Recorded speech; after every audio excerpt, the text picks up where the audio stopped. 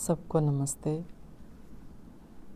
सात्विक व्यक्ति के क्या क्या गुण होते हैं, कैसे वह अपनी उस दैवी संपदा के साथ अपने जीवन को संवारते हुए आनंद से युक्त हो करके अपने उस गंतव्य स्थान की ओर आगे बढ़ता है। इस बारे में ही गीता में चर्चा चल रही है कि ऐसे व्यक्ति के क्या क्या लक्षण होते हैं, किन किन गुणों को वह धारण करता है। इसी प्रसंग में आगे चर्चा करेंगे कि और क्या क्या गुण उसके अंदर होने चाहिए। और ये पहचान है कि जो व्यक्ति सात्विक होगा उसके ये गुण होंगे।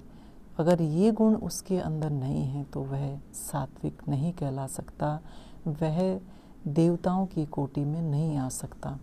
तो आगे क्या बताया, तेज क्षमा धृति शौचम द्रोहो नाति मानिता भवन्ति संपदम दैवम अभिजातस्य। और क्या गुण बताया, सबसे पहले बताया तेज, कि वह व्यक्ति जो सात्विक है वह तेजस्वी होना चाहिए। और तेजस्वी किस रूप में हो, व्यर्थ में हम देखते हैं गुस्सा करने वाला, बात बात पर बिगड़ जाने वाला, उसको हम कभी भी तेजस्वी नहीं कह सकते। तेजस्वी व्यक्ति वह होता है जो झूठ का विरोध करता है, असत्य का विरोध करता है, कुछ गलत होता है उसके विरोध में वो खड़ा हो जाता है।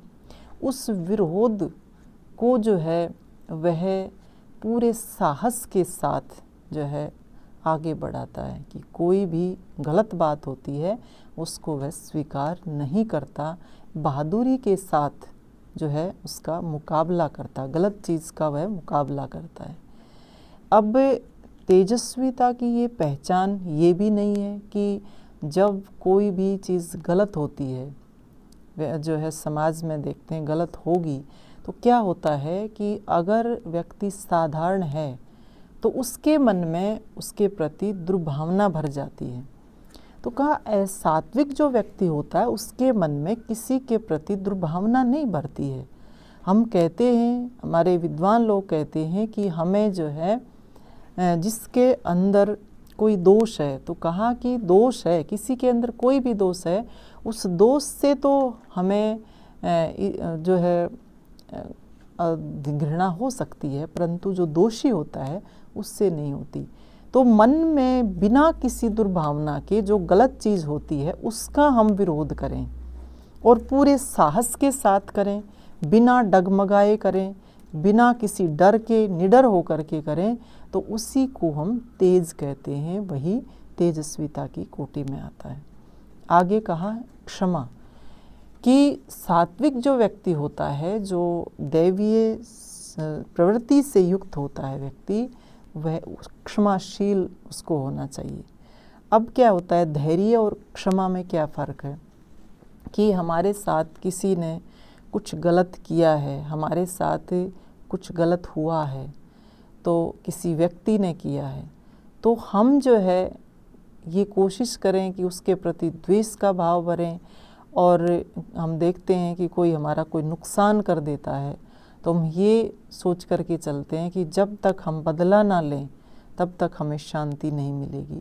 परंतु कहा व्यक्ति किसी अपने के जो है साथ ऐसा व्यवहार करे कि उसने कुछ गलती की है, तो कहा अब क्षमाशील होना चाहिए, उसको जो है क्षमा कर देना चाहिए, वह सहनशीलता हमारे जीवन में होनी चाहिए।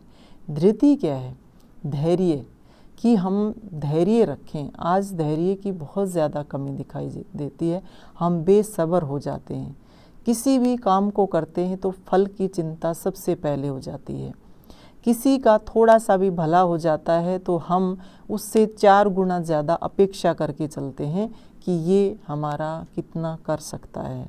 तो हम जो है छोटी छोटी बातों को लेकर के अपने उस धैर्य को खो देते हैं। कहा गंभीरता होनी चाहिए, धैर्यता के साथ आगे बढ़ना चाहिए। व्यक्ति के जीवन में जितना ज़्यादा धैर्य होगा उतना ही ज़्यादा वह व्यक्ति अंदर से मजबूत हो जाता है, बहुत ही ज़्यादा शक्तिशाली अंदर से हो जाता है, उसकी नींव जो है वह बहुत गहरी हो जाती है।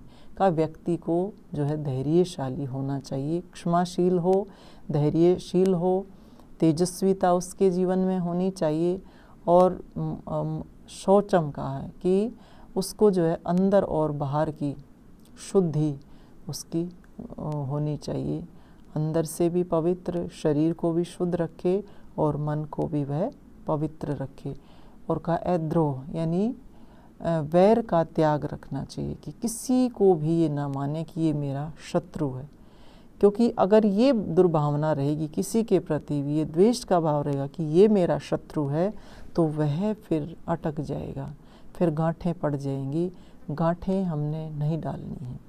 फिर आगे बताया ना अतिमानिता, कि हमें अपना अधिक जो है मान भी नहीं करना चाहिए, अहंकार जिसको कहते हैं, कि व्यक्ति के पास जो भी कुछ है, भौतिक संपदा, जो भी उसके पास साधन है, शक्ति है, तो क्या होता है व्यक्ति के पास जब कुछ भी आता है, धन है, ऐश्वर्य है, तो उसकी गर्मी निकलनी शुरू हो जाती है, किसी ना किसी रूप में दिखाई देने लग जाती है, व्यक्ति अहंकार से भर जाता है। का उसको जो है अपनी जो भौतिक शक्ति उसके पास है, भौतिक ऐश्वर्य है, उसका आडंबर उसको कभी भी करना नहीं चाहिए। तो ये सारे जितने भी गुण बताइए का, ये जो सब गुण का भवंती संपदम दैवम अभिजातस्य, कि ये सब जो है दैवी संपत्ति के जो लोग होते हैं, उनको उनके अंदर ये सारे के सारे गुण जो है वो समाये रहते हैं। तो ये कहा कि जो देवता कोटि के जो व्यक्ति होते हैं, जो सत्वगुणी व्यक्ति होते हैं, उसके अंदर ये सारे के सारे जो गुण हैं वो समाये रहते हैं। तो हमें भी यदि अपने उस प्रवृत्ति को, अंदर की प्रवृत्ति को दिव्यता की ओर लेकर के जाना है, सत्व गुण को बढ़ाना है, ईश्वर के निकट जाना है, तो हमें भी इन गुणों को अपने जीवन में धारण करके चलना चाहिए। क्योंकि योगेश्वर श्री कृष्ण ने हमारे सामने ये मापदंड दे दिया है कि इनके आधार पर यदि हम अपने व्यवहार को, अपने आचरण को बनाते हैं, इनके अनुसार अपने जीवन को चलाते हैं, इनको अपने स्वभाव का, अपने व्यक्तित्व का हिस्सा बनाते इन गुणों को, तो वास्तव में हम जो है दिव्य कोटि के व्यक्ति कहलाते हैं।